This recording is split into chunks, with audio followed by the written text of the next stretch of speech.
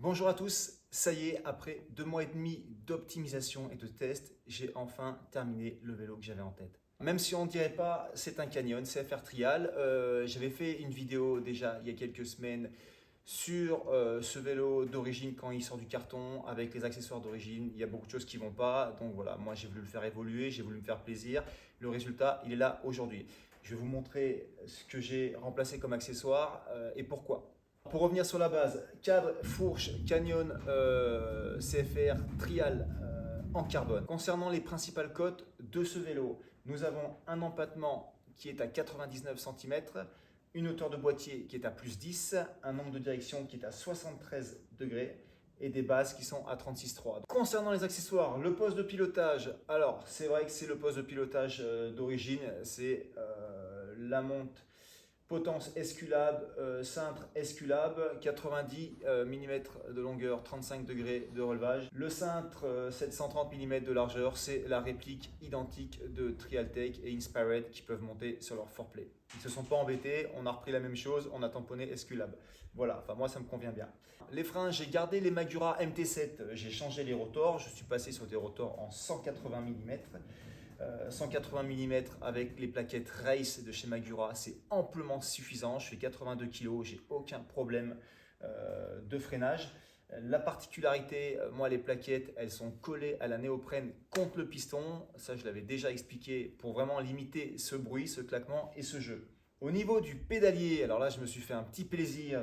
Can Quick E-Wings en titane. Alors c'est vraiment quelque chose de fou avec le boîtier de pédalier Raceface, l'ensemble 490 grammes.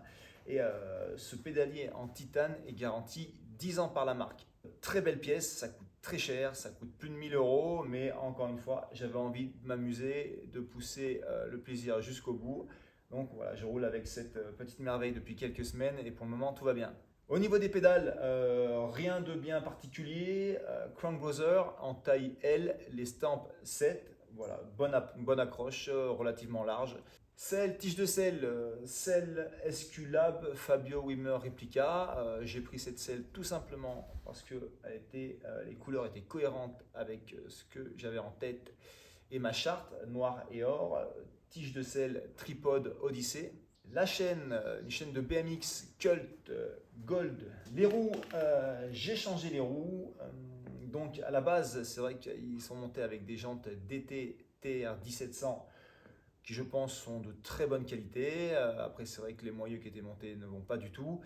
Je me suis posé pas mal de questions sur les moyeux et il y a quelque chose qui m'avait interpellé chez Spank. Là c'est leur modèle X-Drive avec 102 points d'engagement qui sortait à un prix vraiment intéressant aujourd'hui, à moins de 200 euros. Quand on voit le prix des moyeux aujourd'hui complètement délirant, hop, qui sont passés à 260 euros, Industry 9, plus de 500 euros. J'ai essayé tous ces moyeux, même l'Industry 9, je ne vois pas du tout pourquoi mettre 500 euros là-dedans, ça n'a aucun sens. Le Spank X-Drive, je n'ai pas un problème, j'ai acheté ça à 190 euros. Il fait exactement 308 grammes, donc c'est à peine plus lourd qu'un Industry 9 et il convient parfaitement. Il fait le travail absolument à merveille. Il a même plus de points d'engagement qu'un Hop Trial. À l'avant, moyeu DT 350 hybride. Alors oui, j'ai pas parlé de l'Anthrax. On est en 110 devant et on est en 148 derrière, format boost. Je pense que Canyon ont gardé ce format pour des soucis de conception de standards en interne. C'est vrai que en street trial c'est plutôt pénible parce que derrière on est assez limité sur ce qu'on peut monter en termes de moyeu. C'est moins évident de trouver des choses adaptées. Les pneus Continental Air King, bon, il n'y a pas grand chose à dire dessus, on les connaît. Une chose, moi je suis monté en tubeless et je ne monte pas de mousse, absolument, je ne mets rien à l'intérieur, ni à l'arrière, ni à l'avant. Je gonfle à 2,5 et j'ai aucun souci. Je roule depuis très longtemps comme ça, déjà sur mon 26, depuis des années je roulais de cette façon-là. Je ne fais pas de poke à la jante, j'ai pas de soucis, je ne déjante pas, donc pourquoi s'embêter à mettre des mousses? Je comprends pas. Pour parler du tubeless sur les jantes Spank, alors oui, il faut savoir une chose, elles sont très compliquées à monter en tubeless et surtout très compliquées à étanchéifier parce qu'elles ont une double gorge à l'intérieur. Donc quand on vient appliquer le scotch, il y a souvent des bulles d'air, ils plaquent mal. Je m'y suis repris à 3 fois, j'ai essayé plusieurs scotch. J'ai vraiment galéré, pourtant j'ai un peu l'habitude, donc c'est vrai qu'à refaire, j'aurais pris d'autres jantes, les Inspired, qui sont beaucoup plus faciles à étanchéifier. Bon, après celles-ci, elles sont relativement légères. On m'a posé la question pourquoi ne pas monter des jantes carbone. Je m'étais renseigné auprès de Light Bicycle qui font, bon, on le sait, hein, les jantes carbone en 24. Aucune différence de poids, donc je vois pas pourquoi aller mettre 300 $ avec les frais de port dans des jantes qui n'apportent pas grand chose. Voilà, je pense qu'une bonne paire de jantes Spank Race 33 qui ont fait leur preuve, qui font le même poids, c'est parfait. Rayon Sapim Race J, poignée d'Animac, réalisé par Lizard Skin. Voilà. Et enfin, pour parler du poids du vélo, alors je pensais vraiment descendre plus bas que ça, mais non, je vais être honnête, ce vélo fait 9,640 kg. Mais il est fiable. Je pense vraiment que j'aurai aucun souci au niveau avec le matériel, au niveau des composants.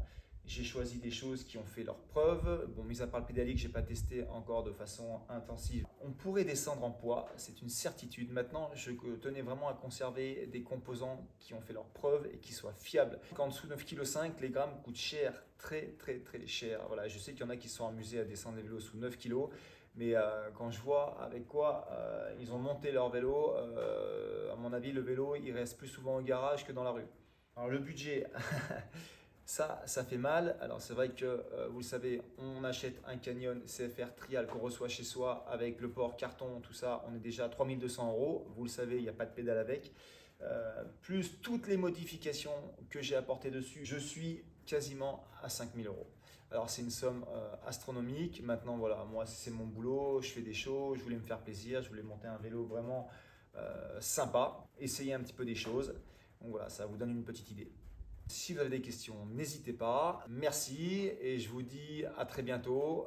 Pour information, on sera avec mon équipe au Roc d'Azur du 4 au 9 octobre. N'hésitez pas à venir nous voir sur la zone X Sport pour échanger, pour discuter, pour rouler un peu. Ce sera avec plaisir. Salut, à bientôt, ciao.